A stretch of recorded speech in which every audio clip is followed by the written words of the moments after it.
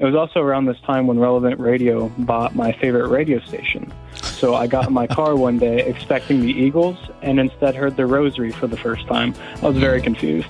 This is the Best of the Week on Relevant Radio. I got a peaceful, easy feeling. We'll go to Brad now in Bowling Green, Ohio. Hi, Brad. Hi, Patrick. I'm calling to just say thank you. Oh, you're welcome. Yesterday, I officially became a catechumen in the church, and if you wouldn't mind, I'd kind of like to share my story a little bit. Sure. Yeah, so I'm 19 years old, and I'm a sophomore in college. In middle school, I converted from atheism to Christianity. I was a non-denominational Protestant who knew nothing about faith. I lived in mortal sin, though I professed myself a Christian. I certainly didn't act like it. Over time, I began to look more and more into my faith, but never fully committed. Last fall, my atheist brother asked me a question about Christianity, which I don't remember, but it wasn't complex. I didn't have an answer to it, and he said to me, you know, for something as important as religion, you might want to learn more about it. So by the grace of God, I took him up on that offer. It was also around this time when Relevant Radio bought my favorite radio station. So I got in my car one day expecting the Eagles and instead heard the Rosary for the first time. I was very confused. So from there, I kind of decided... You were taking it to the limit with this new radio station. Yeah, huh? This one's a better radio station, I suppose. So kind of from there, I decided that like the best place to start for a denomination is, you know, whatever the first Christians were doing. I figured these guys probably knew best. So kind of gave me two options, Catholicism and Orthodoxy. Yeah. Long discernment, and I was a inquirer of Orthodoxy in spring of this year. But for some reason, I just had a crisis of faith over the summer. And I just began to listen to Relevant Radio a lot, specifically your show, Patrick. And at some point along the way, over this summer, my heart and soul was completely convicted. I just remember a specific evening during the coverage of the National Eucharistic Congress. I was just sitting in my car in the driveway for hours and crying as one of the speakers was speaking so passionately about the Eucharist. And it's wonderful. Yeah, it was amazing. What was it that made you cry? Was it, I don't want to put words in your mouth, but as you were listening to this, the National Eucharistic Congress, what was the, I don't know, feeling or the idea, the message? What was it that was causing that reaction in you?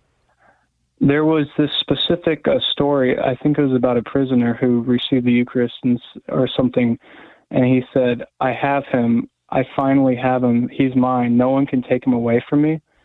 And when I heard that, like I knew that's what I wanted, and I wanted that for myself, and I wanted to be able to tangibly have the Lord, if that makes sense. Yeah, it does. It does indeed. So from that point forward, then you started looking into the Catholic faith. God bless you for that. And you're a catechumen. Not everybody knows what catechumen means. It's a particular state that you're in now. Do you want to explain it to people? It's a portion of OCIA where you are now like on the road officially to being baptized. Mm-hmm. And there's, I think, two different ways into the church. It is if you're baptized and you're a candidate and you do confirmation. But if you're unbaptized, like myself, then you are a catechumen who will be baptized during the Easter Vigil. At least I will be. Right. So your journey into the church is going to involve all three sacraments of initiation. So you'll be baptized, you'll be, as they say in the East, chrismated, you'll be confirmed, and you receive the Holy Eucharist.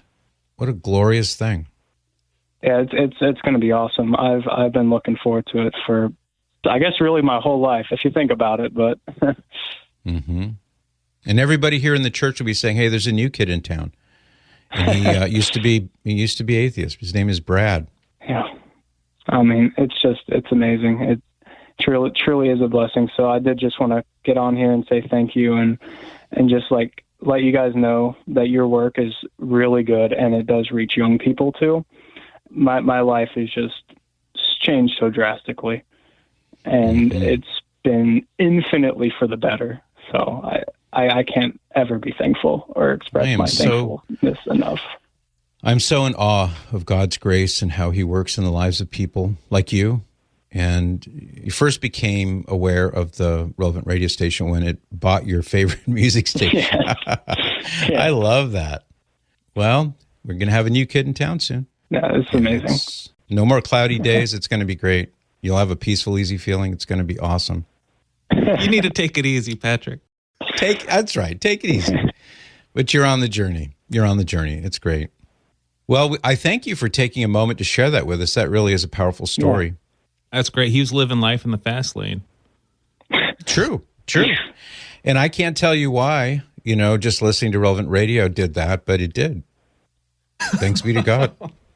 Yeah. I'm out of Eagles titles. I got nothing. Welcome home, Brad. Yeah, welcome home. Thank you. I'm grateful. When is the big day? Is it Easter Vigil next year? It's one of these nights. That's a good point, Cyrus. Yeah, That's a good point. Easter Vigil. He was standing on a corner in Bowling Green, Ohio. What a fine sight to see. All right, Brad, thanks for being so patient with us old fogies and our music. Oh, you're good. It's like my dad. True. I understand that point. All right. Well, I guess with that, where do we go from here except to our knees to say prayers of gratitude to God for what he did in Brad's life? That's really cool, Brad. Thank you. Like what you just heard? Share it with your family and friends. And thanks for listening.